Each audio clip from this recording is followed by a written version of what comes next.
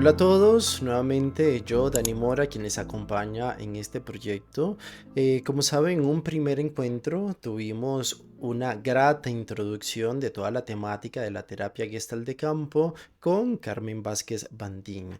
En esta oportunidad me gustaría que nos pudiéramos introducir un poco en el contexto histórico y en las influencias de la terapia Gestalt como tal. Para esto he invitado a una persona sumamente importante y valiosa para mí. Él es José Miguel Echarte, mi terapeuta y con quien tuve el honor de compartir o de conocerlo desde hace alrededor de 13 años en Buenos Aires. Les presento un poco de él. Él es profesor de filosofía y licenciado en psicología, con especialización en análisis transaccional, en psicodiagnóstico de Rorschach y en psicodiagnóstico en técnicas proyectivas. También en teoría y técnicas de psicoterapias psicoanalíticas y por supuesto en terapia Gestalt. Además cuenta con formación en psicología forense. En la actualidad, él es psicólogo clínico en la unidad de disfunción y dolor cráneo-mandibular en la Facultad de Odontología de la Universidad de Buenos Aires. Además, profesor de la materia de psicopatología gestáltica. Él es coordinador del seminario en terapia Gestalt de campo a título personal desde Contacto Gestalt Buenos Aires. Para mí es muy grato presentarles a esta persona que ha influenciado mucho este camino, así que los dejo con este gran exponente. Bueno, José, gracias por aceptar la invitación. Para mí es un honor tenerte acá. Te lo he comentado, te lo he dicho, por ser mi maestro, mi terapeuta desde hace 3 años y me siento muy honrado de que estés acá. De verdad que me has inspirado muchísimo y bueno, nada, bienvenido a este espacio, que como les digo a todos, es un espacio o un proyecto personal que posiblemente va a tener algún impacto acá en Colombia. Todavía no sabemos cuál, pero yo sé que el acercamiento que la gente puede tener con ustedes, algo de la inquietud sobre la Gestalt va a despertar. ¿Sí? Así que gracias Bueno, por estar acá. a vos por hacerme la invitación y yo supongo que con este tema de las redes el impacto no va a ser solamente en Colombia porque esto se extiende y si lo pones en las redes o como lo quieras manejar va a trascender en este sentido. Mm, Y que hablemos de la Gestalt de campo es tan necesario mm, y difundirla es tan mm, importante, mm. ¿no? Porque Claro.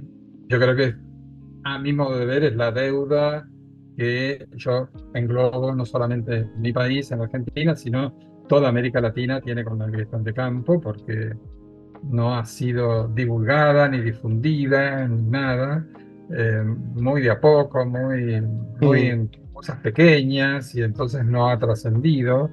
Y hoy la mayoría de los institutos o centros gestálticos que enseñan Gestalt no enseñan Gestalt de campo. mm, Entonces es bueno que... Y después también porque yo lo que he notado con mis años, añares que tengo, ya en ujú, edad jubilatoria, como digo yo, me he dado cuenta que la gente no gestáltica, incluso del medio, en el medio psi, lo clásico, por lo menos en Argentina, serían los psicoanalistas, pero otros, hoy por hoy hay mucho más en Argentina también psicólogos cognitivos conductistas, toman la Gestalt con aquella Gestalt que se ha difundido, con aquella Gestalt mm, que se dio a conocer, que no es la Gestalt de Kant. Y mm, entonces quedó prácticamente algo que me cuesta mucho siempre marcar, pero luego con placer, de que la Gestalt no tiene teoría, de que la Gestalt es un conjunto de técnicas, de aplicaciones mm, técnicas y punto. Y por eso, y ya entrando un poco en lo que tú me convocas, empiezan a aparecer Gestalt y yo hace mm, 1000 años, uno de los primeros libros que compré de Gestalt en mi juventud psicológica y psicoanalítica era Gestalt y análisis transaccional. ujú, Bueno, y como eso podría seguir Gestalt y bioenergética, Gestalt y lo que venga. ¿Mm? Entonces, claro, una Gestalt que se precia de no tener teoría, ujú, incluso de ser ateórica, y ser un Ujú, conjunto de técnicas puede terminar encajando o ensamblando con cualquier cosa. Hasta mm, podríamos hablar de Gestalt y psicoanálisis, que claro. sería, yo creo que Per se debe revolver en la tumba, escuchar Gestalt y psicoanálisis, pero daría, en esta Gestalt de pura técnica, daría para unirla a cualquier cosa, ¿no? Así que en ese sentido. Sí, José, en algún momento estaba en una clase y se hablaba de la genialidad de Fritz, donde se comentaba que él tomaba un montón de influencias, pero que la Gestalt era una mezcla de cosas, pero la Gestalt en sí misma no era más que eso, ¿sí? Como que una Exacto. mezcla y ya. Y se hablaba de la genialidad de Fritz, como que, wow, tomó de todo y la Gestalt pareciera que no tiene entonces un sustento como tal, ¿no? Exacto, exacto. Bueno, José, entonces yo creo que el tema importante es hacer un recorrido histórico y por supuesto las influencias, pero antes de comenzar en esa materia, me gustaría preguntarte, porque a todos les haré la primera pregunta, ¿qué es la Gestalt de campo? Yo sé que explicarlo en pocas palabras no es sencillo, pero por ahí para tener un acercamiento. Ok, ok. Mira, yo estuve haciendo ahora para difundir el inicio de un nuevo año de seminario que voy a comenzar en marzo. Estuve haciendo flyer para comunicar y estuve, como siempre, buscando alguna frase de esas que se ponen así, frase famosa de algún autor. Especialmente gestáltico, y volví a una frase de PHG, que es el libro fundador o fundacional, es el libro que escribieron en principio tres autores, Peirce, Hefferlein y Goodman, por eso se llama PHG, con las primeras letras de cada uno de los apellidos. El cual, por supuesto, tendríamos bastante o algo para decir, ¿no? En ese Mm, sentido. No pareciera que los tres autores lo escribieron exactamente, se repartieron los capítulos y no es así. Pero bueno, ese libro, PHG, nos dice que el pensamiento gestáltico es un pensamiento que va unido al desarrollo y al proceso de la vida misma. Y a mí me gusta pensar que la Gestalt de campo tiene que ver con ese desarrollo de la vida misma, con el pensamiento que no es contradictorio a la vida misma. ¿Y por qué digo esto? Porque la Gestalt de campo supone que el ser humano crece y se desarrolla. mm, Crece y se desarrolla y evoluciona en conjunto, junto a y con apoyo de. Y uno podría decir, eso es fundamental para todo ser viviente, para los animales, para las plantas, para el ser humano. Otra característica de la gueta obviamente tiene que ver con las emociones, con las sensaciones, y hoy hablamos claramente, en general, de que somos seres sintientes, para no decir solamente que somos seres pensantes. mm, Entonces, es un ser sintiente donde la Gestalt concentra allí fundamentalmente el cómo siento la vida y cómo la voy desarrollando, nos hace mostrar que la Gestalt está relacionada con la vida misma. mm, Y lo que podríamos llamar en Gestalt a veces la patología o la psicopatología no es ni más ni menos que las interrupciones que tenemos gracias a la falta de apoyo y gracias a otras causas, desgraciadamente, del campo que no nos ayudan, pero las interrupciones que tenemos en ese crecimiento, en mm, esa evolución. Entonces, Gestalt de campo no es una teoría rara que se le ocurrió a alguien, sino a alguien y algunos, no un alguien solo, a algunos que vieron cómo se desarrolla la vida misma mm, y cómo la Gestalt de campo no hace ni más ni menos que acompañar ese proceso de crecimiento, evolución y desarrollo de la vida misma. Y descubrir que cuando ese proceso se interrumpe, vienen conflictos y problemas. Que después le podemos llamar patología, psicopatología, pero eso sería ya poner una teoría. Pero en realidad lo más dramático es cuando el desarrollo se interrumpe y la mm, persona no crece. Y eso va a generar, obviamente, angustias y va a generar conflictos y va a generar lo que los psicólogos llamamos síntomas, que no son mm, más ni menos que manifestaciones de esa interrupción, de ese bloqueo en ese crecimiento y en esa evolución. Por eso mm. para mí eso es la Gestalt de campo. El ver el proceso evolutivo de desarrollo, de crecimiento en el ser humano descubrir que puede ser interrumpido, de hecho lo es, cuando no tenemos el apoyo suficiente, y qué podemos hacer con esas interrupciones, porque la Gestalt del campo dice, no nos podemos quedar con, llegó la interrupción, esa persona vive con amargura, con angustia.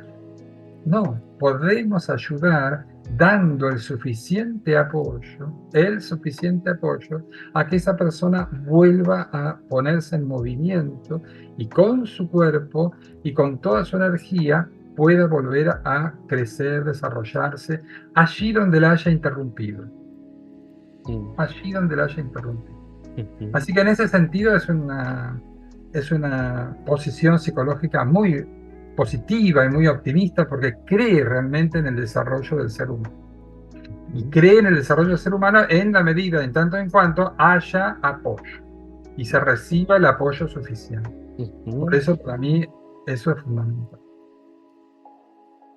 Yo intento, José, quedarme con un montón de cosas. Sin embargo, vas nombrando el tema del apoyo, por ejemplo, que pudiera ser un tema completo y la gente cree que el Lo es. apoyo es, sí, la gente cree que el apoyo es la palmada en la espalda, vamos, tú puedes y demás, sobre todo como estamos enmarcados dentro del humanismo, se entiende mucho que ese es el apoyo, sí, en Así líneas es. generales, más allá de desplegarlo, ¿qué es el apoyo?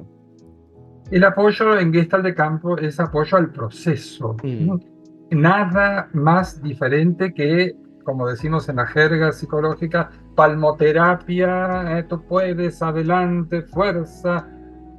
Eso es mentir a las personas. ujú, Sino apoyar, el apoyo del campo es el apoyo tampoco a la persona individual, es el apoyo en el proceso que se va desarrollando en el campo, es decir, en ese intercambio que se da entre paciente y terapeuta, sea en terapia personal, grupal, individual, de pareja, ujú, pero el proceso del paciente es el que necesita ser apoyado. Ese ujú, proceso en el que el paciente va va ujú, descubriendo, una palabra que nosotros usamos tomada del inglés, awareness, va descubriendo, se va dando cuenta de que obviamente está interrumpido, está bloqueado, está estancado. Eh, Justamente una cosa que la Gestalt va a trabajar muchísimo es poner en esa interrupción, poner conciencia, porque eso es lo que la persona no tiene, y entonces hace falta ese awareness, y eso no es bueno ni lindo generalmente.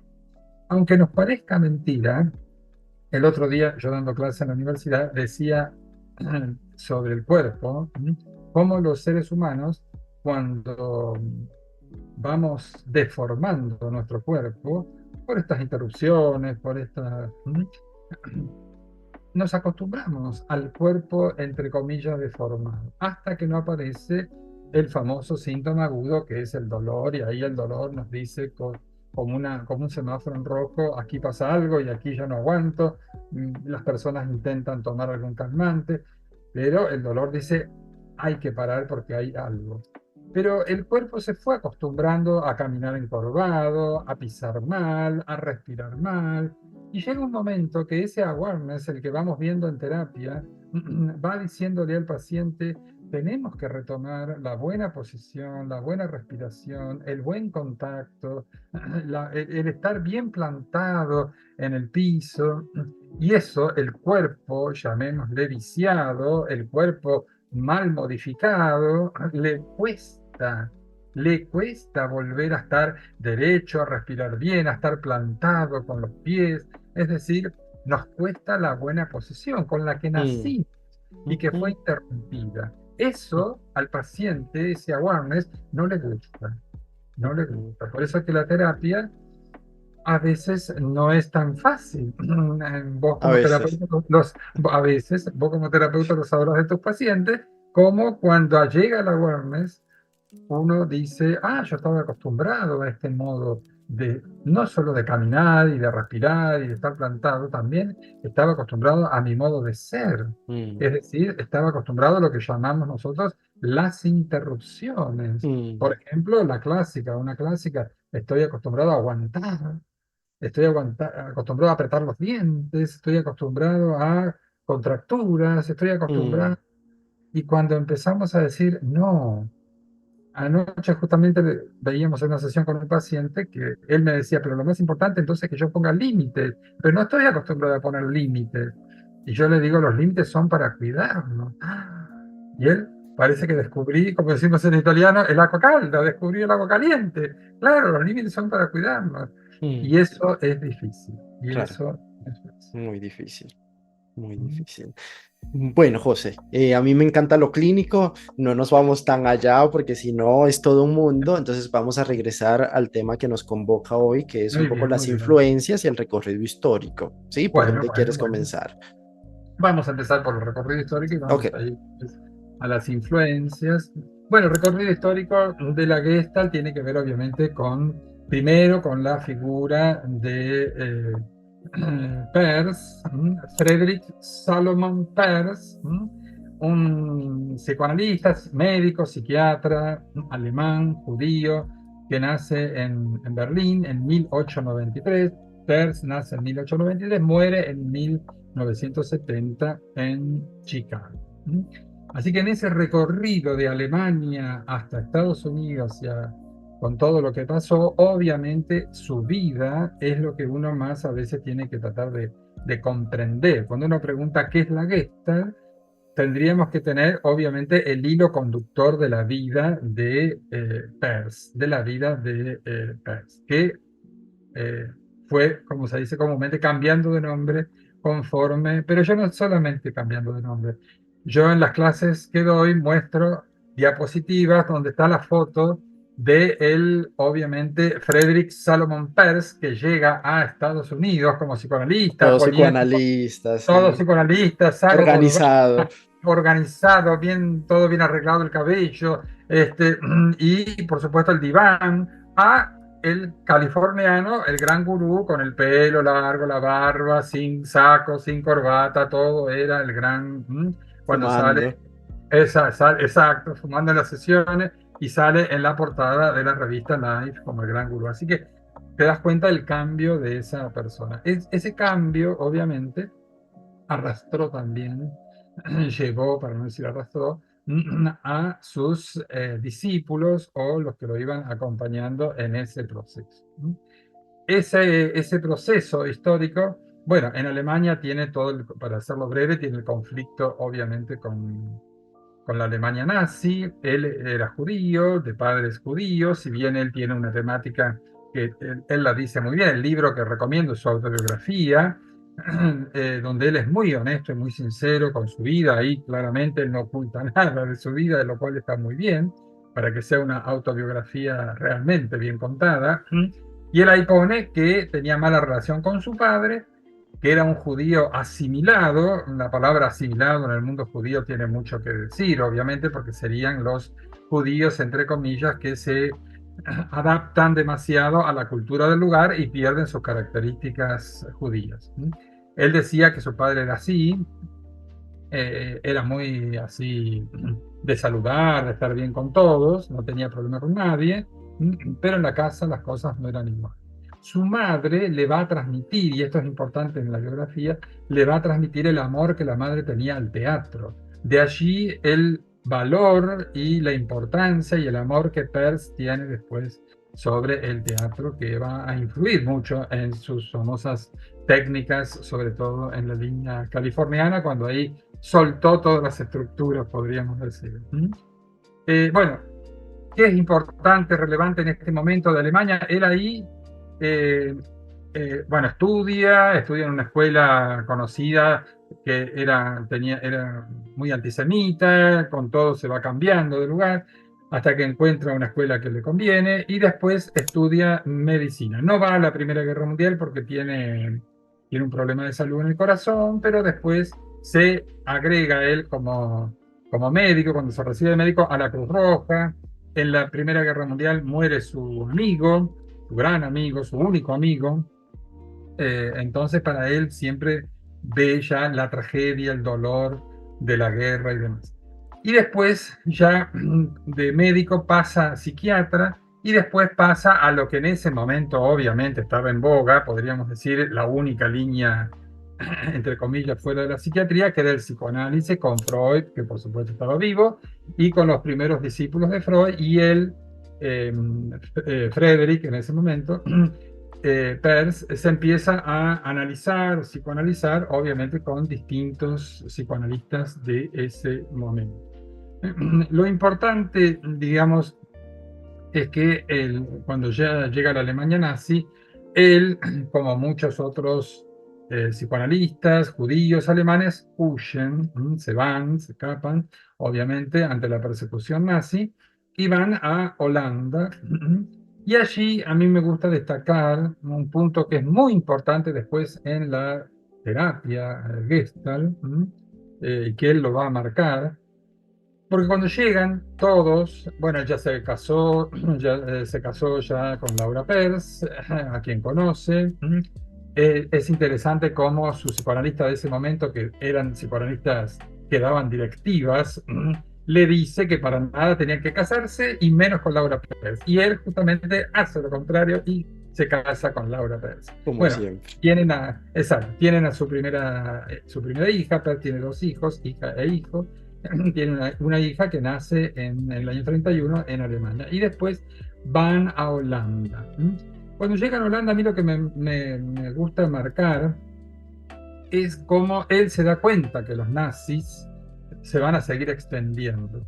Y sus colegas, que también habían huido, también habían ido a Holanda, sentían o decían que justamente para nada iban a llegar los nazis a Holanda. Bueno, él ahí entonces decide irse y tiene su primer gran viaje a Sudáfrica. Y uno se pregunta, Peirce no hablaba inglés, de hecho, antes de todo esto, él ya había hecho un viaje a Estados Unidos, muy frustrante para él porque no hablaba inglés. Bueno, un alemán donde obviamente en Sudáfrica era colonia inglesa, no hablaba inglés, un psicoanalista, no había psicoanálisis en Sudáfrica, pero obviamente había que irse. Y él ahí pone en su autobiografía, marca el tema del riesgo. Y esto es importante. Él de la nada en Holanda, donde eran alemanes y los holandeses son como pseudo alemanes, estaba bien, trabajando de psicoanálisis, rodeado de colegas. Casi todos esos colegas terminaron en campos de concentración y él, su mujer y su hija viviendo en Sudáfrica. Dice en la biografía que obviamente viajaron en barco y como que tardaban el viaje, como no sé, X tiempo, él aprendió inglés. Es decir, se arriesgó totalmente a un lugar sin comodidad, sin conocimiento, a lo nuevo y a lo desconocido. Y ahí viene este tema importante en la Gestalt, que es la apertura a la novedad, el riesgo hacia adelante, que después aparecerá en Gestalt con muchos nombres y con muchas temáticas clínicas, como la intencionalidad, como la novedad, como la espontaneidad. Mucho de esto que se habla después en teoría, él lo plasmó con riesgo de su vida hacia esa novedad, con esa espontaneidad en ese sentido. Bueno, en Sudáfrica obviamente es una etapa importante, comienza en el año 34, esa etapa, y allí sí es importante porque él de la nada funda la Asociación Psicoanalítica Sudafricana, que todavía sigue existiendo, fundada por él. Y bueno, y ahí viven muy bien. Él, después, bueno, en Sudáfrica nace el segundo hijo varón de Peirce, que sería sudafricano, más allá que después todos terminan en Estados Unidos. Y bueno, y ahí va a escribir el famoso libro, el primer libro que él escribe, Yo, Hambre y Agresión, como una respuesta. No lo escribe él solo, muchos de algunos de los capítulos también están escritos por Laura Peirce. Otra cosa después en la diferencia entre la Gestalt y la lucha por la figura de Laura, muy vilipendiada, pero también él reconoce que capítulos y mucha influencia de ese libro Yo, Hambre y Agresión es de Laura en ese sentido. Y ahí ese libro es la ruptura de alguna manera del psicoanálisis. Al menos la ruptura del psicoanálisis teórico. Él lo siguió practicando en Sudáfrica y cuando llega a Estados Unidos, en los primeros tiempos también lo practicó, pero incluso con diván y todo, pero ya, digamos, de alguna manera con una posición revisionista, especialmente de las teorías freudianas sobre la resistencia, pero eso ya sería entrar en algo muy específico, pero en general se va alejando ya del psicoanálisis a partir de este libro. Este libro, que después fue traducido al inglés, en Estados Unidos no cayó muy bien, obviamente, porque había sido escrito más bien en alemán, el libro fue en inglés en Sudáfrica, pero él para escribir no manejaba el inglés, lo manejaba para hablar, por eso es que después va a recurrir a un autor, Paul Goodman, en Estados Unidos, para escribir el libro de Terapia Gestalt. Así que bueno, cuando termina ese proceso de Sudáfrica, ya terminada la Segunda Guerra Mundial y demás, Peirce va solo primero a Estados Unidos, en ese sentido, en el año 46, o sea, después de la guerra, va a Estados Unidos y se instala en Nueva York. Y allí va a conocer, va a vivir incluso con la familia de Laura Peirce, que también eran judíos emigrantes, y él va a conocer uno de sus grandes amores, que es el teatro, que venía, como decíamos, de su madre, el movimiento de Living Theater, que es lo que va a dar lugar al teatro, eh, digamos, no al teatro oficial, al teatro formal, sino a ese teatro libre, El que espontáneo, el el teatro espontáneo. espontáneo, digamos, en el que él se siente muy cómodo. Él va a empezar ahí con algunas ideas más bien de izquierda, que después cuando llega a California van a aumentar mucho más, y conoce también ahí a Paul Goodman. Y se va a formar en esa casa un grupo de personas que obviamente se llamará el Grupo de los Siete, que en base a Joan María Agresión y a todo lo que conocían del psicoanálisis empiezan a elucubrar, analizar, interpretar, a estudiar un poco esta temática psi en ese momento y también a escribirlo, obviamente. Después de esa época viene de Sudáfrica, llega Laura Per con los dos hijos, ella también se integra a ese grupo de los siete, ella obviamente Laura también hizo su proceso, también fue psicoanalizada, también estudió psicoanálisis, también no venía de la fuente del teatro, sino de artes, de la escritura, de la música, de la danza, y obviamente también tuvo mucho que ver en este sentido. Con un carácter de Laura Pers totalmente diferente al de Frederick Pers en ese sentido, y eso se ve sobre todo en el desarrollo de lo que podríamos decir norteamericano ya ahora, ya no el alemán, no el sudafricano, sino el norteamericano o el estadounidense, donde va ahí sí a desarrollar toda su vida Pers hasta su muerte, más allá de algunos viajes que hace.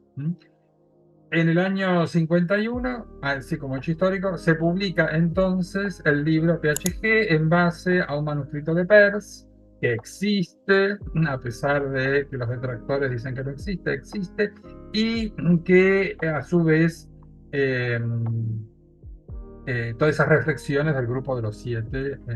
Y ahí sí le encarga Peirce a Paul Goodman que lo escriba. Paul Goodman era escritor, aparte de filósofo, profesor universitario. Entonces, obviamente tenía otro manejo del inglés para escribirlo y él va a escribirlo en ese sentido. Entonces, la parte de Peirce, de PHG, sería el manuscrito, su presencia, las reflexiones. Goodman también, por supuesto, pone lo suyo. No es que el libro, no es que solamente Goodman se dedicó a escribir, no fue un amanuense escritor exclusivo, sino que puso mucho de lo suyo, ya sabemos, y Hefferlein hizo la parte técnica en ese sentido. Y así aparece el libro 1951, que es el libro fundacional. En el año 52 se funda el Instituto de Gestalt de Nueva York, que es el primer centro o instituto gestáltico del mundo, fundado propiamente con lugar y sede en 1952 en ese sentido. A partir de allí, Peirce comienza un recorrido por Estados Unidos, justamente dando a conocer la Gestalt. Eso para mí es el gran valor de él, que Ujú, va a dar a conocer la Gesta. Obviamente uno puede decir, bueno, eso está buenísimo, había que hacerla conocer porque estaba comenzando, porque estaba recién publicado el libro. Ahora, Peirce no iba cual misionero evangélico con la Biblia debajo, a los lugares que llegaba y mostraba PHG y demás, sino que iba con su vida. Y su vida, a partir de esa época en que comienza, va a estar influenciada por grandes cambios en ese sentido. Primero, ujú, van a aparecer los cambios, obviamente, matrimoniales, porque él y Laura, digamos, se separan, Laura queda en ujú, Nueva York con sus hijos y él va a comenzar bueno, a conocer otras personas, va a tener otras parejas, y va a comenzar a hacer experiencias diferentes. Llega a Florida, después hace el famoso viaje a Israel, está en un kibutz, eh, después hace el viaje a Japón, ahí está en un monasterio zen. O sea, va tomando muchos elementos en este sentido. Y después vuelve a Estados Unidos, vuelve, como dicen algunos, un poco deprimido o no sabiendo mucho qué hacer de su vida. Y entonces, obviamente, va a conocer a los fundadores o los que habían abierto en California, más concretamente en Esalen, un centro de desarrollo que no fue fundado por Peirce, sino que fue fundado por otras personas a las cuales Peirce se agrega. Antes de esto, debo decir que de el grupo de Nueva York, no tanto Peirce, pero sí Goodman, fueron haciendo cerca de Nueva York, fueron haciendo contacto en otra ciudad que es Cleveland. Y ujú, allí van a fundar en el año 54 otro instituto, otro centro, ujú, que es el de Cleveland. Comienza ahí, podríamos decir, la escisión, o sea que hasta el año 54 tenemos nada más que esos dos institutos, el de Nueva York y el de Cleveland. Peirce estaba con sus viajes, todavía no había aparecido lo de California, y aparece la primera escisión en ese sentido. ¿En base a qué? En base a la temática de la experiencia, porque en la línea de Nueva York y en la línea de PHG, se marcaba ya desde el inicio, obviamente ahí es donde dicen que es la influencia de Goodman, se marcaba la temática justamente de campo, de la teoría de campo y de lo que ujú. toma la Gestalt de la teoría de campo. La teoría de campo no es original de la Gestalt, pero la Gestalt le da un giro original a la teoría de campo. ¿Mm? O sea, yo ahí te pregunto algo, ¿esta separación fue intencional o se fue dando? Yo creo que se fue dando en la Ok. medida en que en Cleveland fueron apareciendo autores importantes, que son los que van a sustentar después de Peirce, porque en la Gesta Ujú, de Nueva York no se escribió prácticamente después de PHG casi nada. Laura Peirce escribe su libro Viviendo los Límites mucho después, digamos como recopilación. En cambio, en Cleveland podemos decir que es donde están el matrimonio Polster, el matrimonio Zinker, muchos otros, que obviamente, Kettner, que obviamente escriben, y de hecho los primeros libros escritos sobre terapia Gestalt, que no se ha escrito por Peirce, se hacen en Cleveland. ¿Y cuál mm, es el punto de ruptura? Es obviamente que se refiere a la temática de la experiencia ujú, es un tema central para la Gestalt, porque ujú, trabajamos con la experiencia, pero donde el planteo de Cleveland no es de la posición del campo, de campo, sino de que la experiencia es del individuo, es intrapsíquica, y obviamente sí consideran la temática, el otro pilar de la Gestalt, que es la teoría del self. Obviamente en Cleveland sí admiten claramente la teoría del self, las funciones del self, las interrupciones, no todas las interrupciones como la Escuela de Nueva York, algunas modifican, y obviamente ahí se produce la ruptura entre las dos escuelas. Mientras tanto, Peirce está en su derrotero de viajes internacionales y de por Estados Unidos, llega a Esalen y ahí en California, en Esalen, tiene, obviamente tenemos que ubicar el contexto Norteamérica, años 60, plena influencia y crecimiento de lo que sería el movimiento Ujú, hippie, sobre todo con los dos criterios básicos de amor y paz, antibelicista totalmente. Pensemos que en Estados Unidos comenzaban otra vez el proceso de la guerra de Vietnam, la guerra después de Corea, y ujú, obviamente, como decían los norteamericanos, mandamos a nuestros soldados a Vietnam y volvían los cadáveres. Entonces, obviamente, empezó a surgir en el mismo Estados Unidos una posición antibelicista interesante, en la cual se une Friedrich J. Fritz Perls, habiendo puesto su nombre ya eh, más según el movimiento hippie. Entonces ahí sí va a aparecer el Fritz que hace sus mostraciones de las técnicas de la terapia, digamos, en grupo, para diferenciar de la terapia de grupo, en donde tiene su grupo de gente que lo rodea, él pide a alguien que quiere trabajar algo, va al centro, trabaja con él y hace ahí la mostración de la silla vacía. Es la época en que eh, lo filman y son las ujú, peliculitas que se encuentran en YouTube y que uno puede ver, donde fuman las sesiones, bueno, muy de esa época, en donde aparece claramente las características de una terapia más confrontativa, bueno, ujú, las características de su línea, que ya en este momento y con esa mostración de técnicas, claramente se diferencia de, obviamente, de la Gestalt de Nueva York. En ese, también de la de Cleveland, pero sobre todo la de Nueva York, en la cual Laura Peirce, su ex esposa, ujú. era la directora y la que seguía. Y Laura insistiendo mucho más en que la terapia Gestalt no es de confrontación, sino que es una terapia de apoyo, Apoyo. en ese sentido. Dice Laura incluso en su libro que si la Gestalt es una escuela de psicología humanista, no podemos hacer con el paciente algo que no sea humano y por lo tanto darle apoyo en esta línea que decía yo de crecimiento y desarrollo del ser humano y no de confrontarlo en ese sentido. Bueno, obviamente las líneas son diferentes.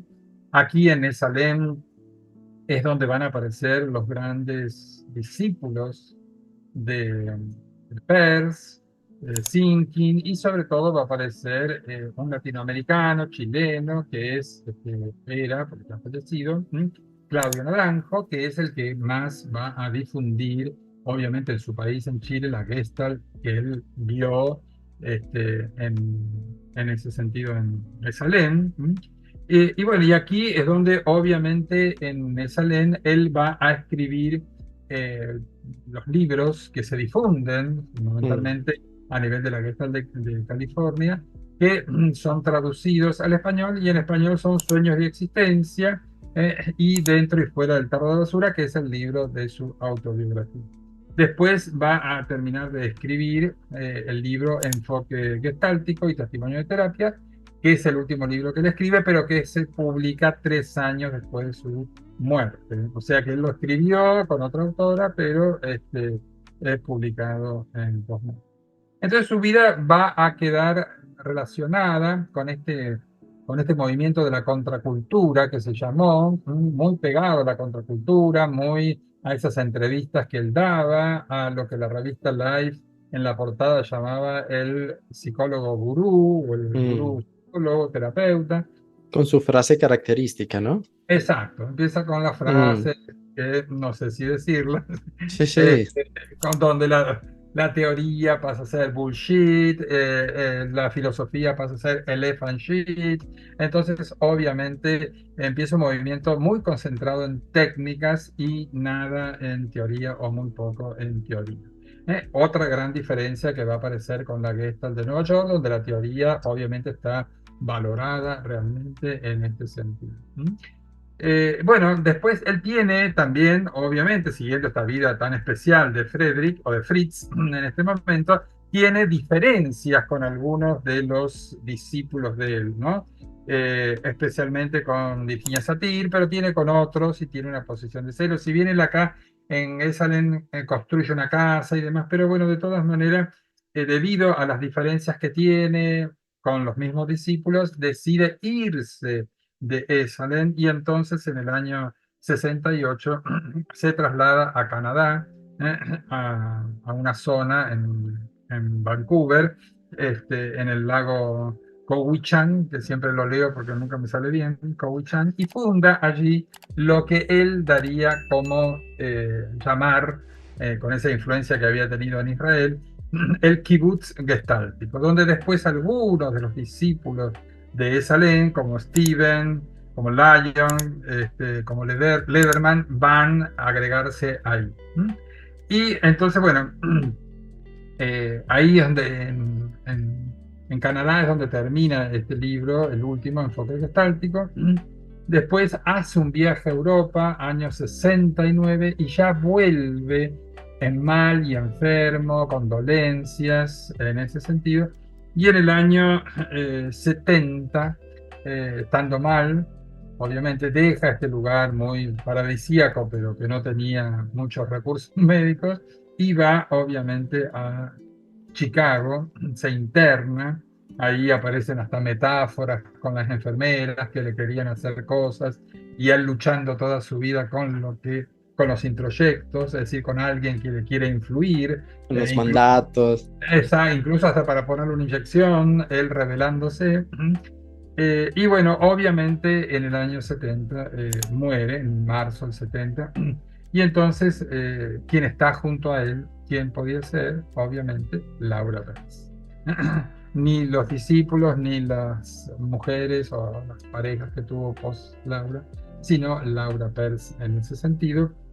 Y obviamente, como se dice comúnmente, la contracultura hippie, etcétera, lo lloró, lo lamentó, tuvo dos entierros según cada una de las líneas gestálticas. Es decir, ahí empezó propiamente algo que no solamente las diferencias, sino, desgraciadamente, una palabra que usamos mucho en Argentina por la temática sociopolítica de mi país, apareció lo que podríamos llamar hoy la grieta gestáltica. Más que grieta, es un grietón, si podríamos llamarle así, porque a partir de ese momento aparece esta temática de las dos costas en general. En realidad, Peirce podríamos decir que engendró o posibilitó tres maneras diferentes de entender y practicar la terapia Gestalt: la escuela de Nueva York, la escuela de Cleveland y la línea, yo digo la línea de California, porque hablar de una escuela no hay una sede propiamente de California, sino que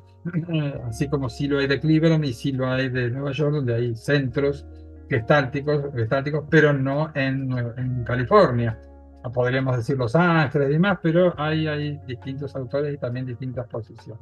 La línea de California es sostenida fundamentalmente por algunos autores.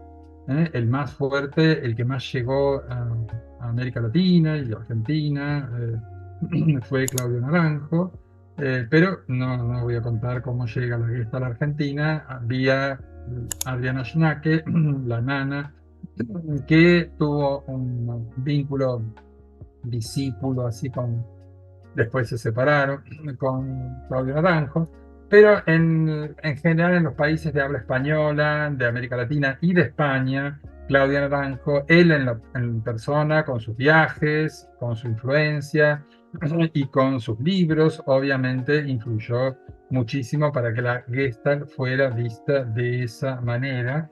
Y en la lucha, e incluso del mismo Claudio, en la lucha de ver cuál era la Gestalt auténtica en ese sentido, ¿no? Desacreditándose mutuamente, peleándose mutuamente, por ejemplo, desacreditando a la misma Laura Peirce, por supuesto a Paul Goodman, por supuesto al libro de PHG. Desgraciadamente, la Gestalt entró en esa variante, ¿no? Así que bueno, hoy por hoy llegamos a que la Gestalt de Nueva York empieza a ser más conocida, gracias a, sobre todo, a autores europeos, Mm. entre los cuales está Carmen Vázquez, está Margarita, está Jean-Marie Robin, está Delacroix, Jean-Marie Delacroix, un autor importante, por supuesto Franceschetti, autores que van, sean franceses, sean españoles, sean italianos, van a, a estudiar Gestalt. Es interesante, por ejemplo, la experiencia de Jean-Marie Delacroix, que él quería estudiar Gestalt y no había en Francia, entonces va a Canadá, después se conecta con la Escuela de Nueva York, y así todos. La misma ujú, Carmen, que primero estudia California, después descubre la Gestalt de Nueva York, descubre a Laura Peirce.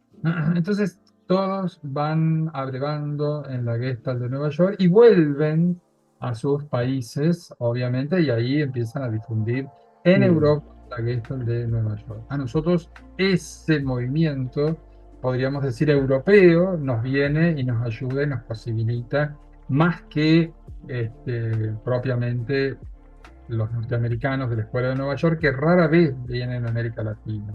Los que más han venido a América Latina son Carmen Vázquez, mm, eh, Margarita Españolo, Jean-Marie Robin, Delacroix, en ese sentido, ¿no? Con sus libros, digamos. Y, por supuesto, para mí encomiable bajo todo punto de vista es la labor de Carmen Vázquez, porque el libro fundacional nunca fue traducido completo al español como para decir, tenemos un libro claro.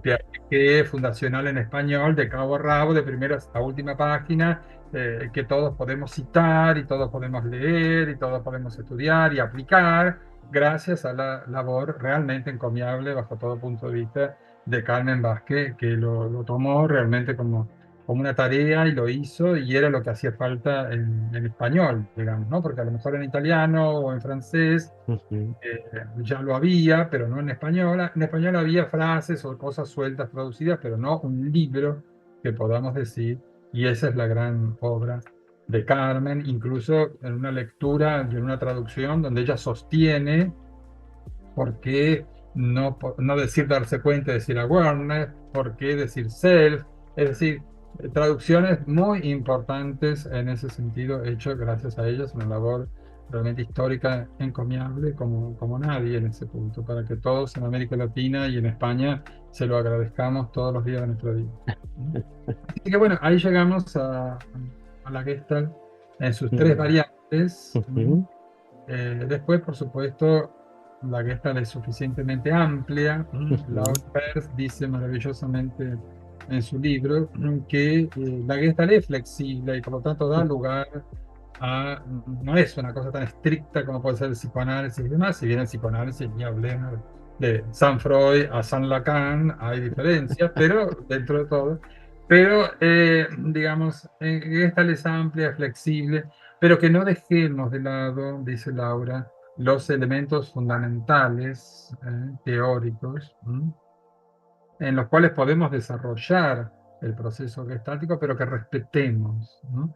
Respetemos, obviamente, para la Gestalt de Nueva York. La Gestalt de California, como incluso la define Claudio Naranjo, como una experiencia ateórica, el experiencialismo ateórico. Entonces, no hace falta una teoría, sino que hace falta solo la experiencia cruda, mm, por supuesto, las técnicas, ¿no? Filosóficamente, yo también soy profesor de filosofía, epistemológicamente uno podría discutir ese planteo de Claudio Naranjo, pero no vamos a discutirlo ahora ni vamos a pelearnos con el difunto en este sentido, ¿no? Así ujú, que, porque realmente uno por más que sostenga experiencialismo ateórico, eso mismo ya es una teoría y eso mismo ya es una postura epistemológica. Así que totalmente.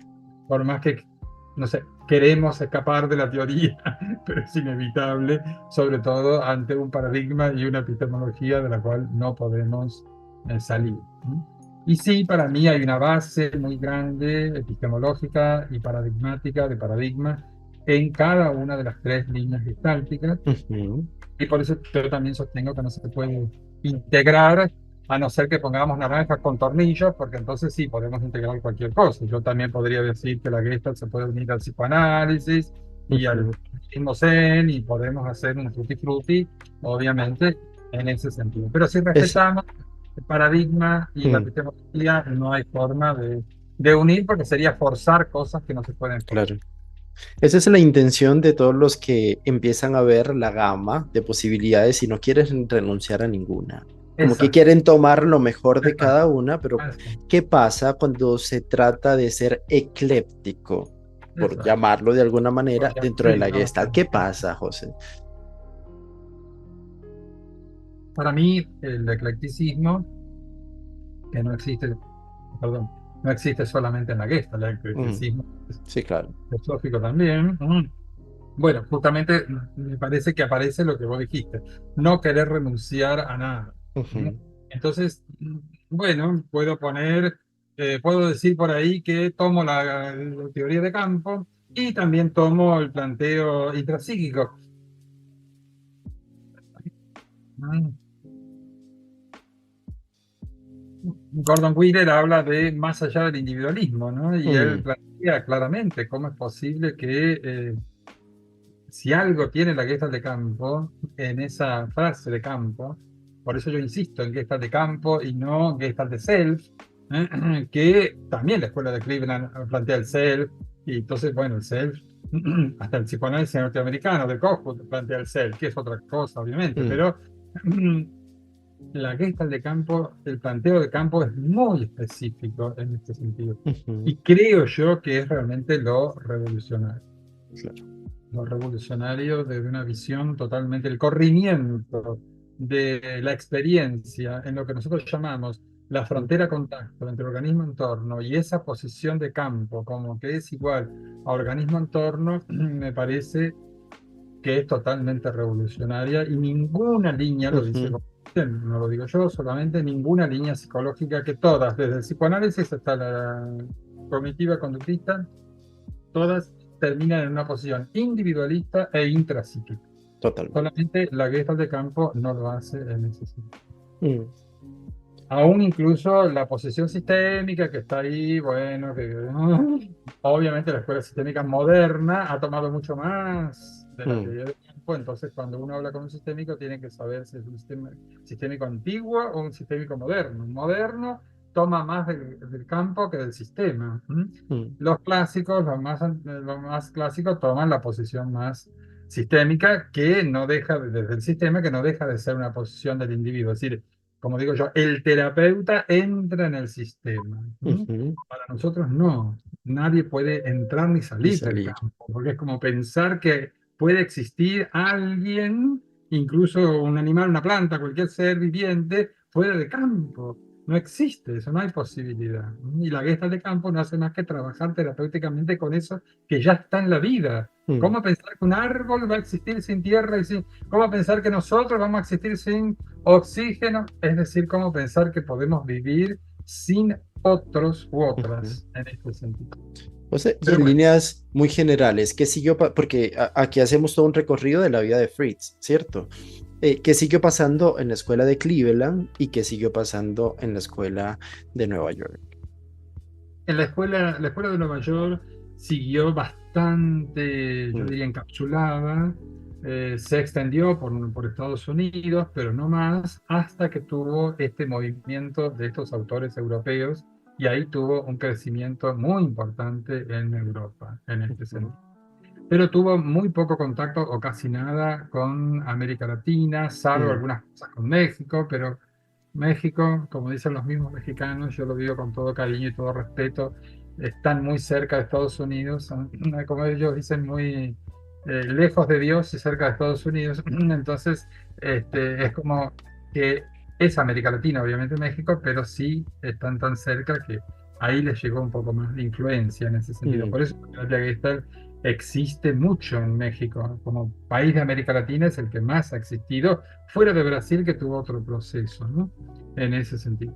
Así que la escuela de Nueva York quedó ahí, digamos, no se dedicaron a súper escribir libros, algunos sí.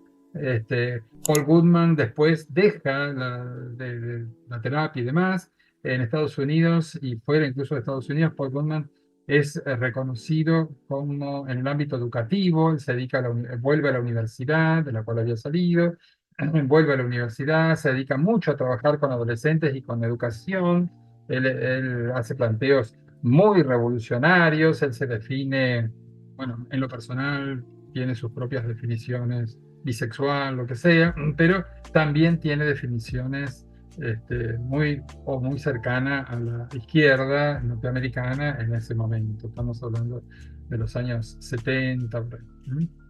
Y la escuela de Cleveland sí, en cambio, ha tenido un desarrollo teórico que nada que ver con la Escuela de California, justamente que la Escuela de California se queda con los 3 libros de Peirce y con lo que escribe después Naranjo, que, como digo yo, para hacer un expresionismo ateórico, escribió mucha teoría. Mm, Pero la escuela de Cleveland escribieron muchos y allí es donde se dieron los primeros libros de Gestalt después de Peirce, ¿no? El matrimonio Póster, el matrimonio Zinker. Entonces, incluso tuvieron mucho desarrollo. Ellos trabajaron mucho lo que, en la escuela de Cleveland, digo, lo que se llamó el ciclo de la experiencia. ujú, Y obviamente trabajaron el self y demás. Entonces la Escuela de California toma elementos cuando tiene que transmitir, tiene que enseñar, toma nada de Nueva York y de Cleveland, no toma el self, por ejemplo, que los de Cleveland enseñan el self, y sí toman el ciclo de la experiencia, en ese sentido. Y lo que más toma son lo que escribieron el matrimonio Polster y el matrimonio Sinter en ese sentido, en ese aspecto. mm, Así que ahí se mezcla un poco, pero tampoco la escuela de Cleveland se extendieron, digamos, claro. tampoco difundieron tanto. Si bien desde acá, desde Argentina, desde Uruguay, hubo autores o estudiantes, ahora ya dueños o Ujú, han fundadores de centros ujú. de Argentina y de Uruguay, que fueron a Cleveland y que trajeron hacia Argentina y a Uruguay la línea de Cleveland, en ese sentido. José, hay algo interesante que pasa con la psicopatología en en esas tres escuelas, aunque una es una línea, ¿no? ¿Qué Claro. pasa con la psicopatología? Que eso es Bueno, interesante. sí, con la psicopatología ese es uno de los grandes temas, Mm, obviamente, digamos, en la escuela de California, siguiendo su experiencialismo teórico, no admite el planteo de la psicopatología. ujú, En la línea de California y la Gestalt en general está muy adscrita al movimiento humanista en mm, psicología. El movimiento humanista no es muy amigo en general de la psicopatología. claro. Es una línea, la línea humanista de psicología, muy potenciadora, digamos, de la vida, de lo positivo. Se lo llama en general vitalista porque apuntan obviamente a lo que está bien, a lo positivo, a lo vital. Y marcar lo patológico sería como rotular, el famoso tema que tanto se usa, la palabra, rotular lo negativo, rotular el conflicto, fijarlo, Ujú. rotularlo, es equivalente, Etiquetar. etiquetarlo, fijarlo y demás. Por lo tanto, en esa línea, digamos, muchas escuelas humanistas de psicología, no solamente la Gestalt, no toman para nada la psicopatología. Obviamente la Escuela de California para nada lo toma, en todo caso, no Ujú, considera, digamos, en este sentido. Yo digo, con todo respeto, pero también con toda crítica, que terminan neurotizando a todo ujú. paciente. Todo paciente es como neurótico, no hay mayores divisiones en ese sentido. Yo he visto grandes problemas con esa situación, Totalmente. que no vamos a ampliar en este momento. Ujú, La escuela de Cleveland toma un poco más de psicopatología y la escuela de Nueva York obviamente toma psicopatología y especialmente los desarrollos europeos, especialmente lo que ha hecho Gianni Franceschetti, que es un trabajo increíble, digamos, en ese sentido porque justamente para mí quedarse, yo estoy totalmente de acuerdo con que no debemos rotular o etiquetar en una línea psiquiátrica.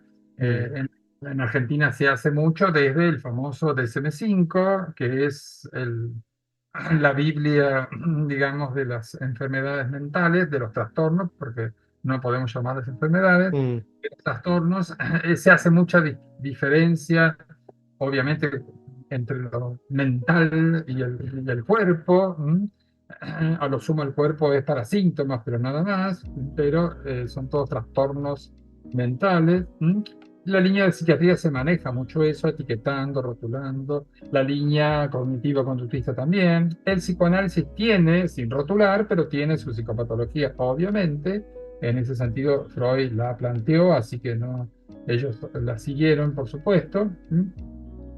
Entonces, llegamos a la Gestalt de campo, a la Gestalt de Nueva York, y bueno, obviamente yo creo que el desarrollo de Gianni Franceschetti le mm, da una vuelta para descubrir que hay situaciones más o menos fijadas en determinadas personas, en todos nosotros y nosotras, cuando obviamente tenemos eh, lo que llamamos las interrupciones de las que yo hablaba antes en ese proceso de ujú, contacto. Y hay situaciones que están fijadas, obviamente no podemos negarlas, ujú, y entonces, y no podemos negar que hay una diferencia entre un paciente que podemos llamar neurótico de un paciente psicótico y de lo que yo llamo los trastornos de personalidad en ese sentido, ¿no? claro. Con distintos niveles de fijación, ¿no? Eso ya sería entrar en lo clínico y en la psicopatología, con distintos niveles de fijación y por lo tanto distintas capacidades de awareness, distintas Mm, posibilidades de crecimiento, eh, ujú, distinta capacidad de contacto. No podemos negar que eso está en la realidad. ¿Mm? mm, Y por eso, más que etiquetar, no solamente yo, a partir de Gianni Franceschetti, cuando yo enseño psicopatología, le llamo experiencias de sufrimiento, porque la Gestalt de campo, toda la Gestalt trabajamos en la experiencia, pero no podemos ujú, negar que hay experiencias de sufrimiento con cierta fijación en la vida de determinadas personas, ujú, en lo temporal me refiero a esa fijación, y obviamente esas experiencias de sufrimiento traen angustia, traen dolor, traen síntomas, es decir, marcaciones en el cuerpo y en toda la persona, en su conducta, en su comportamiento, que están, obviamente no los podemos negar en ese sentido. ujú. José, no puedo dejar de preguntarte esto. Y es, ¿qué pasa cuando yo desconozco la psicopatología? Me quedo con lo vitalista e intento neurotizar a todos los pacientes. Éticamente, clínicamente, ¿qué pasa allí? Bueno, eso ya sería, ya ahí te tendría que dar mi opinión Sí, personal, y eso es lo que obviamente, quiero, la tuya. con mucho gusto. Yo creo que éticamente es algo falaz, porque, y es una falta de ética, porque Ujú, la realidad, ¿no? No es que es una teoría, la realidad nos muestra que los procesos patológicos, llamados así, o de experiencia de sufrimiento, existen, ujú, tenemos evidencia de eso, no podemos negarlo. Y obviamente yo he visto, por ejemplo, que en las líneas que no lo admiten, bueno, cuando tienen un paciente, entre comillas, psicótico, tienen que recurrir a otra ujú, epistemología y, es psicótico para el psiquiatra, para el DSM. Yo obviamente no lo puedo, digamos, por ejemplo, sería muy contraproducente aplicar técnicas ujú, a pacientes que no sean neuróticos, ujú. porque la técnica, por ejemplo, si llama así, es una técnica regresiva.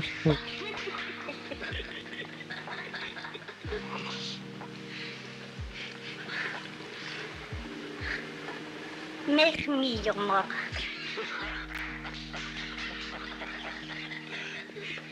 Aynen jongen. Wat wil je doen voor mij?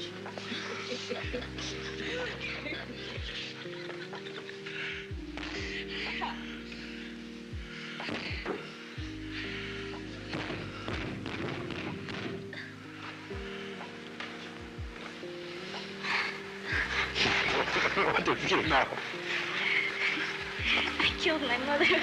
Yeah? Okay, now play the dead mother.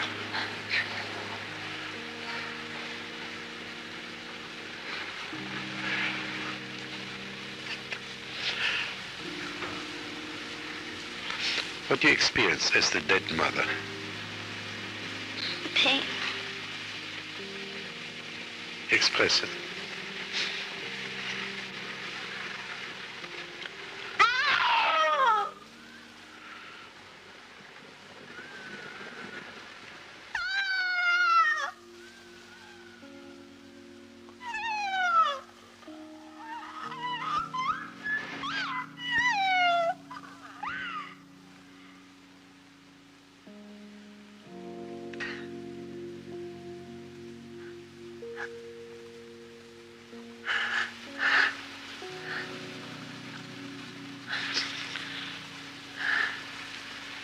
Toda esa Mm, etapa. mucho, por supuesto, lo intrapsíquico, pero se trabaja el mundo imaginario.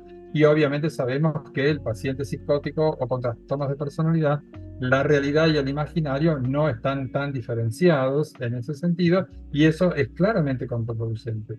Así que Mm. éticamente me parece que es una falacia, es un error tremendo y, Iatrogénico incluso.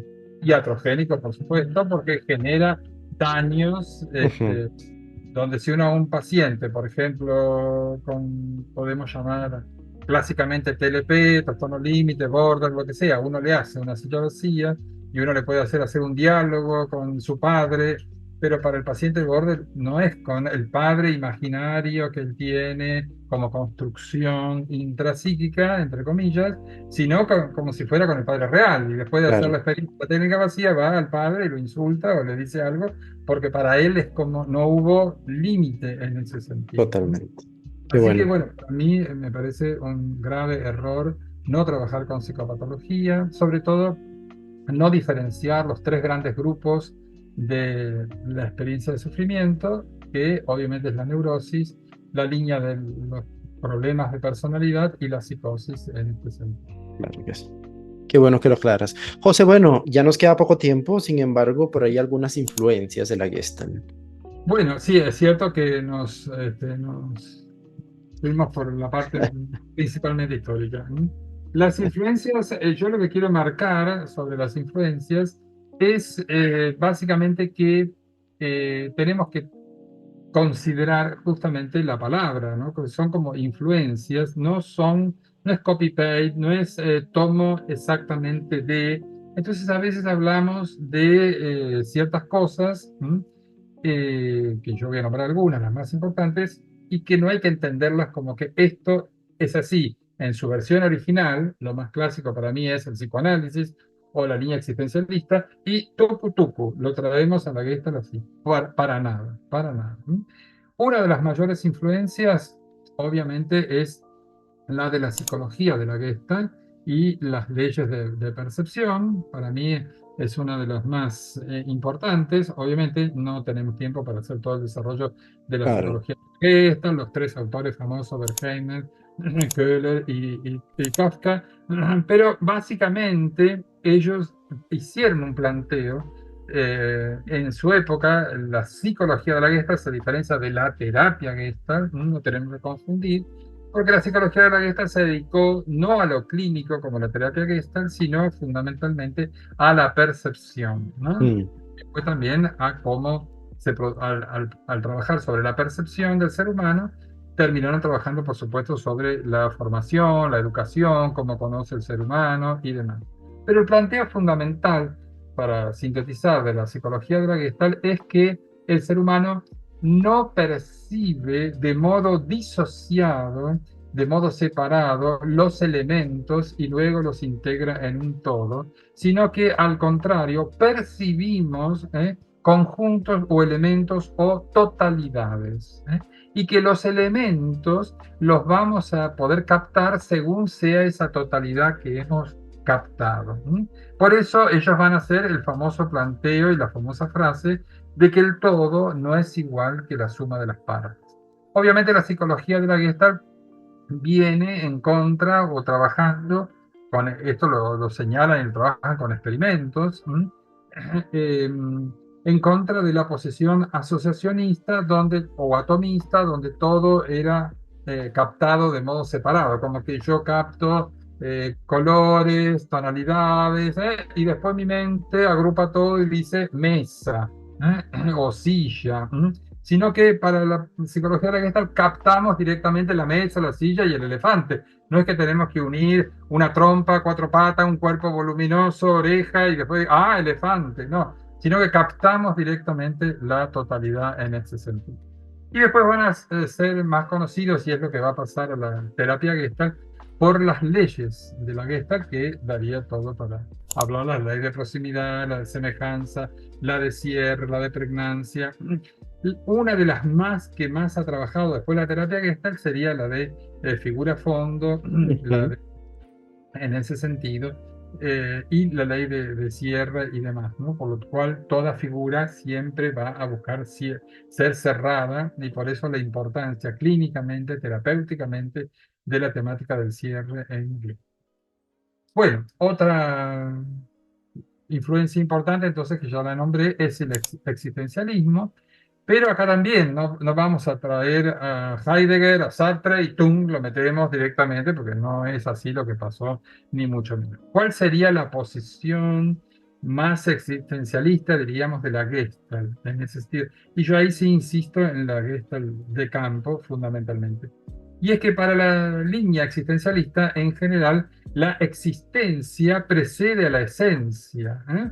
Es decir, la línea existencialista sale de la línea más platónica y de toda esa escuela y toda la corriente platónica a nivel filosófico que apunta obviamente a las esencias, sino que la línea existencialista va a marcar que primero es la existencia y eso es lo fundamental. Y eso sí lo toma la terapia Gestalt como tal. Por eso de allí la fuerza que va a tener para la terapia Gestalt y para la Gestalt de campo la experiencia, porque en la experiencia es donde se va haciendo y desarrollando la existencia propiamente dicha. En la línea de Sartre, que es tan importante la libertad y la capacidad de elegir, obviamente también la Gestalt va a tomar esto. La Gestalt de California va a hacer mucha fuerza en este elegir y en el tema, por lo tanto, de la responsabilidad. Pero obviamente en la Gestalt de campo trabajamos la corresponsabilidad porque Ujú, no trabajamos la línea individualista donde yo soy responsable de mis elecciones y punto, y tengo que ujú, hacerme responsable, ¿no? En este caso. Bueno, vos me habías preguntado antes de la fenomenología, que es otra influencia, ujú, obviamente el planteo de Husserl, la epogé, poner entre paréntesis. Yo creo que lo que más se marca en la Gestalt de la fenomenología es que importa en el trabajo técnico, clínico, práctico, importa lo que aparece. Es decir, trabajamos sobre el presente.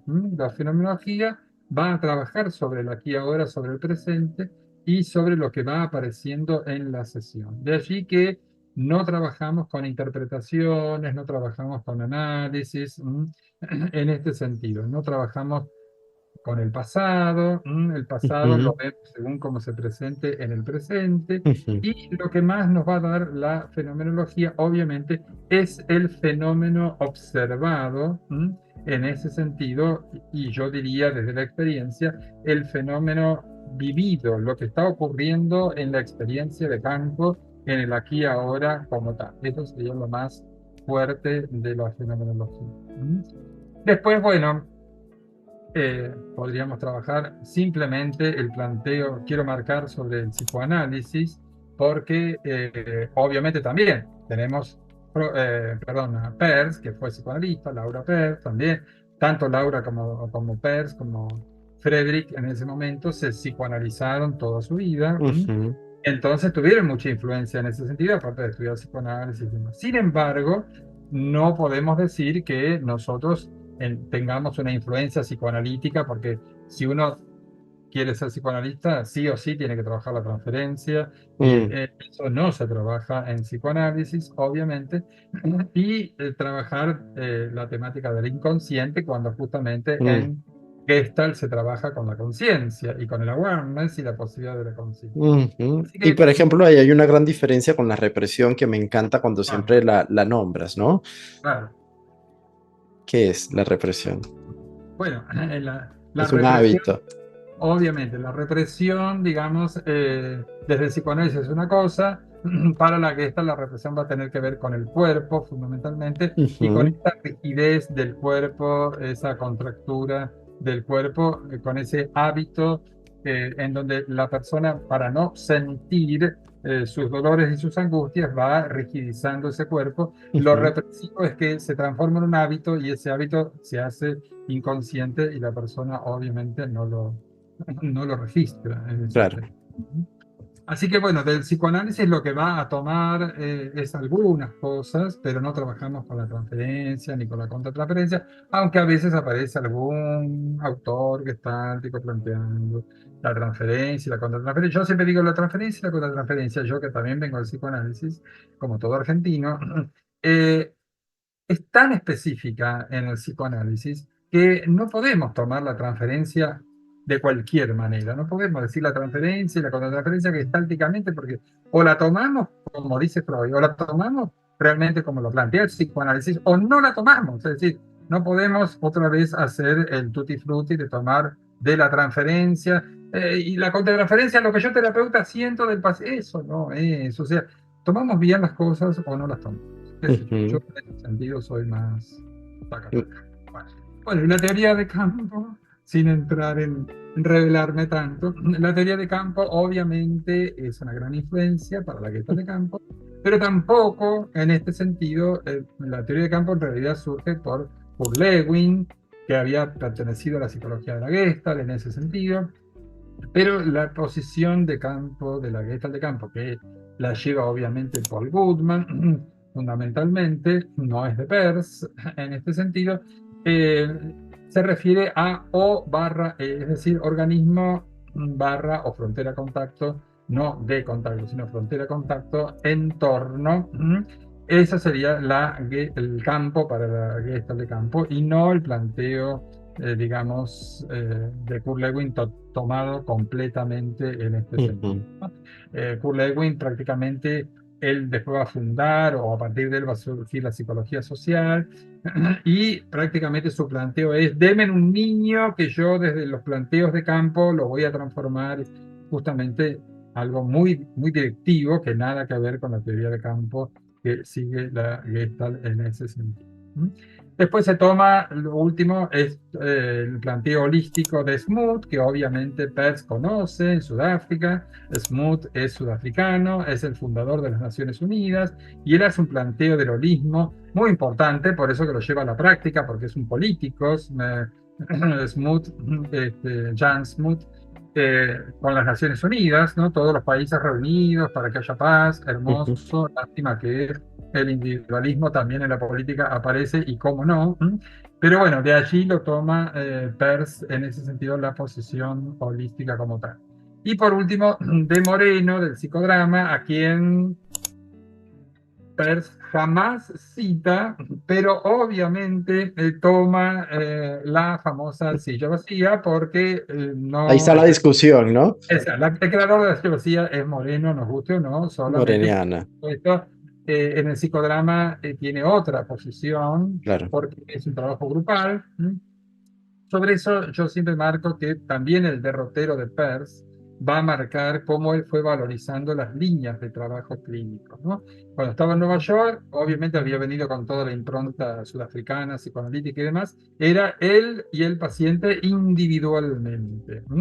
Cuando llega a Salem era la terapia de grupo o en grupo, y ahí donde está toda la gente que lo rodeaba en su trabajo de silla vacía, y la resonancia de todos los que miraban, y etcétera, etcétera. Cuando deja eso, que sería como el valor de la terapia de grupo, cuando deja, y ahí nada de terapia individual, todo era terapia de grupo. Cuando deja eso y va a Canadá y hace el kibutz, ahí nada de terapia de grupo tampoco, por supuesto mucho menos individual, solamente hay que vivir rodeado de un kibutz gestáltico, digamos, armamos propia aldea gestáltica. Obviamente después ya muere él, así que no sé qué podría haber venido después de la aldea gestáltica, pero digamos, ese proceso, ¿no? Así que en ese sentido, bueno, Moreno aporta la silla vacía, o él, Peirce Sí, la tomo. la toma, pero tampoco lo cita, ¿no? De hecho, hay una anécdota que le preguntan a Peirce por qué nunca lo cita Moreno, y él dice que Moreno ya es famoso, ¿para qué lo voy a citar yo? Pero en realidad no lo quería citar más allá de que... Pero las posiciones, uno mira la vida, yo hice algo de psicodrama, estudié la vida de Moreno y es una vida totalmente diferente. Moreno era una persona muy humilde, que Peirce no lo era, y para Moreno lo importante era el grupo en el desarrollo del psicodrama y no destacar a la persona individualista, y obviamente Peirce era el gurú de la revista Life, así que en ese sentido no había que hacerle sombra. Claro, Pero bueno, así llegamos a las influencias. Daría para claro. mucho. José, tú siempre nos hablas en las clases el objeto de estudio de la psicología, de la sociología y de la terapia Gestalt. Me encantaría que cerraras con eso porque a mí me abre todo un campo como para mirarlo de forma distinto a lo habitual. Bueno, yo digo que el planteo de la Gestalt de campo, justamente al descentralizar la experiencia, que no es del individuo, ni mucho menos intrapsíquica, sino que la experiencia está en la frontera contacto, es decir, el punto de contacto y por lo tanto de Ujú, intercambio organismo-entorno, entonces podemos decir que esa es la posición gestáltica. Si quisiéramos tener la posición intrapsíquica, que incluso sigue la Gestalt de California, ujú, y muchísimas otras, ahí tendríamos la psicología. Y ujú. si quisiéramos seguir solamente el trabajo del entorno y lo que pasa en el entorno y todo lo que es, ahí tendríamos la sociología. Entonces la Gestalt se sitúa justamente en esa experiencia maravillosa del descentramiento, de la experiencia no en el individuo, ni siquiera en lo intrapsíquico, ni tampoco en el entorno, sino justamente en el contacto de la frontera contacto. Cuando miramos nuestra sociedad, desgraciadamente, ¿qué encontramos? Cuando, ni hablemos de cuando uno mira los noticieros políticos, cuando uno ve las guerras y demás, ¿qué ve? Ujú, ¿Qué análisis se hace? O los análisis grupales sociológicos, el mundo, la sociedad, todo afuera, o el individuo intrapsíquico que no fue educado, que no recibió esto, que los padres eran alcohólicos y la madre no sé qué, y entonces fue un asesino. Nadie toma O/E. Nadie trabaja el contacto. mm, Nadie trabaja el contacto. mm, A mí hace años un paciente me dijo, con la terapia con vos, descubrí que los problemas con mi esposa no era yo por un lado, mi esposa por otro, sino el puente entre los dos. En la metáfora de él del puente sería la frontera contacto, ujú, en ese sentido. Y descubrí que los problemas entonces son o eran, cuando estaban casados, eran de nosotros dos, en ese punto de encuentro que era el puente, que cuando ella y yo salíamos de nuestro individualismo y nos encontramos.